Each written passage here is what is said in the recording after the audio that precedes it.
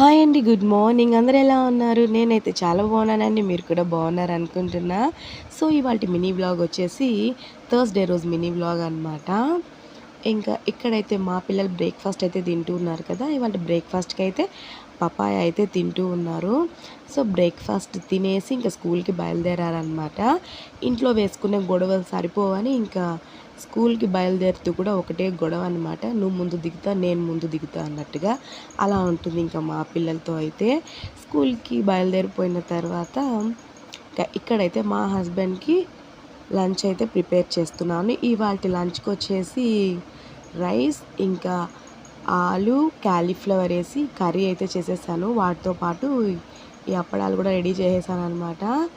ఇక్కడ హస్బెండ్‌కి ఫైనల్‌గా లంచ్ బ్యాగ్ కూడా ప్రిపేర్ చేసేసాను. నెక్స్ట్ అయితే పిల్లల లంచ్ బాక్స్ అయితే పిల్లలు మార్నింగ్ తీసుకెళ్ళలేదండి. సో, తర్వాత నేనెళ్ళి ఇచ్చొచ్చాననమాట. వాళ్ళ లంచ్‌కొచ్చేసి కర్డ్ రైస్ అయితే పెట్టేసాను.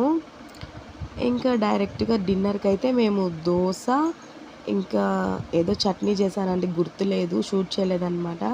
కానీ ఇక్కడైతే నేను మిల్క్ రైస్ అయితే ప్రిపేర్ చేస్తున్నాను. కర్డ్ రైస్ విన్నాం కానీ ఇదేంటి మిల్క్ రైస్ అనుకుంటున్నారా? ఇంకా వైట్ రైస్‌లో మిల్క్ పోసి కలుపుకొని తినేయడమే. సేమ్ కర్డ్ రైస్ లానే ఉంటుంది. ఇదెందుకు కలుపుతున్నానంటే ఇంకా మా అత్తమ్మకైతే కొంచెం స్టమక్ అప్సెట్ అయిందనమాట. సో, అందుకని మిల్క్ రైస్ అయితే అడిగారు. సో, కలుపుతున్నాను. కలిపిన తర్వాత చూడగానే నేను కూడా టెంప్ట్ అయిపోయాననమాట. టెంప్ట్ అయిపోయి నేను కూడా టేస్ట్ చేశాను. టేస్ట్ అయితే అదిరిపోయింది. ఇంకా ఇదేనండి ఇవాల్టి వీడియో. ఈ వీడియో మీకు నచ్చితే please like, share, comment and subscribe. ఇంకొక వీడియోతో మళ్ళీ కలుస్తా. అంతవరకు బాయ్. Thanks for